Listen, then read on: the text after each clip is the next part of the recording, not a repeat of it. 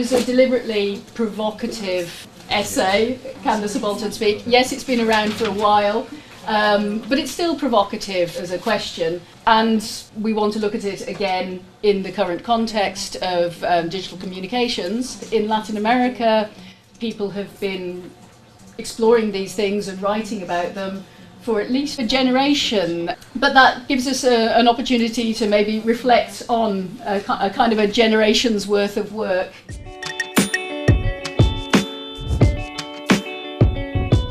With you, it's about representation, because Spivak's text, Can the Subaltern Speak?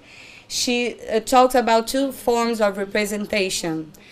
The first one is the representation you get in art, right? To try to represent something, to represent a reality or something that you like or something that you are involved with.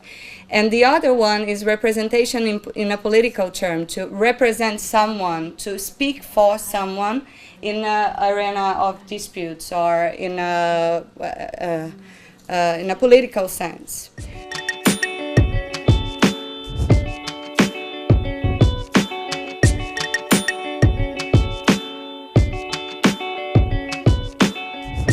En 2002 los indios no habían visto computadores y cuando venían a la institución y veían que jugábamos con las imágenes, con los textos y los mandábamos y los recibíamos, les interesó el mundo de la computadora y pensamos que el libro tenía 64 páginas y se acababa y que la computadora no teníamos esa limitación del espacio. Entonces decidimos de alguna forma llevar los objetivos de aumentar, amplificar las voces de los indígenas al mundo del ciberespacio.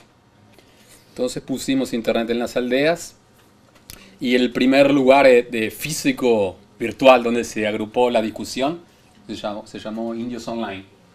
Hicimos parte, fundamos el Tejido de Comunicación de la CIN, que fue como fundado sobre todo en la década del 2000, cuando tal vez hubo las mayores movilizaciones en Colombia.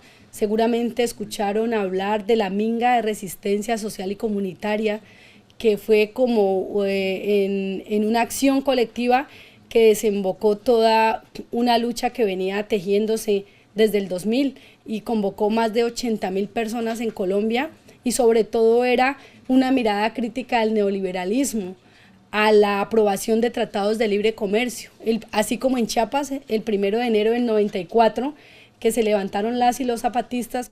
Para nosotros, ¿cuál es el significado? ¿Qué significan las tecnologías de información y comunicación? Para nosotros esas tecnologías son un instrumento, son un medio. No es que llegue a Internet y nos pone a hacer lo que quiere, sino que nosotros los traemos, los intentamos domesticar y los apropiamos para la lucha. Because the nation states in Latin America, even though they have paid lip service to multilingualism and recognition of the plurinational nature of the Latin American states, they still haven't done anything to actively promote the cultural and linguistic diversity of their nations. I think that the main challenge is how do we go from the fascination of discovering that these indigenous languages have a digital life, right? Languages that are supposed to be disappearing or are supposed to be extinct, now you can access them online and you can read blogs in Mixtec, you can watch movies in Yucatec Maya, you can download songs in all different languages. How we go away, how we go beyond this fascination for the exotic and actually start assessing with the proper method the impact that these projects have. I think this is an example also of ground up. So much it's really needed to have ground up, grassroots initiatives for language revitalization, because we have seen over the years and years and years the limitations of the school, for example, of education system, and changing laws that recognize, the multicultural character of all, Latin American countries. Those have many, many limitations. So we really need people to do things from the ground up. Huh?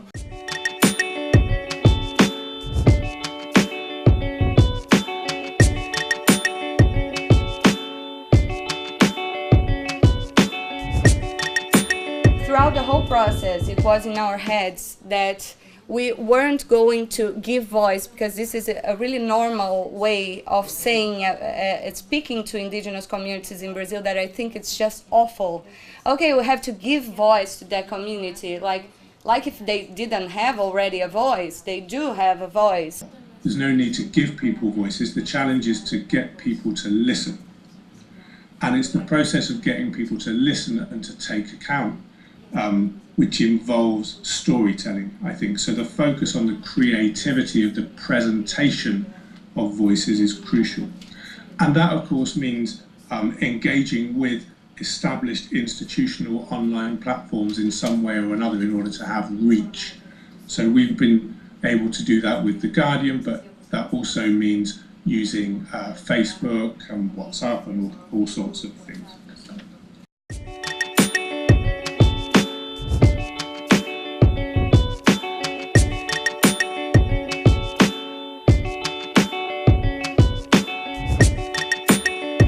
It's not so much a question of can the subaltern speak, because they do, we all speak, and but is it whether can the subaltern be listened to, and what do we do to grasp the attention of those audiences that we want to listen? So let's not forget that listening to voice is not only about technology and communication, it's about the hegemony of ideology, and the left and the right are projects of modernization in both cases. And this is something that we need to take into account when we analyze these things. Por ejemplo, cuando hablamos del pueblos indígenas, pues cómo conceptualizamos el indígena, cómo hacemos, sobre todo, digamos, en lo digital, algo visible rápidamente para que la gente conozca, para que la gente reconozca. Y en base de eso, es una cuestión de apelamos en realidad a, digamos, un público hegemónico, o incluimos también, digamos, públicos más marginalizados o más que son como contrapúblicos, ¿no? En la verdadera conversación no es que precisamos de tecnologías para ir más rápido, para bajar más banda, para subir vídeo. No es el subalterno que es un indio, que no habla otra lengua. El subalterno somos nosotros, que no hablamos de nuestros sentimientos, que no hablamos de nuestros problemas. Entonces busquemos el subalterno nuestro y conectemos nuestros corazones, porque si no, no resolvemos nada.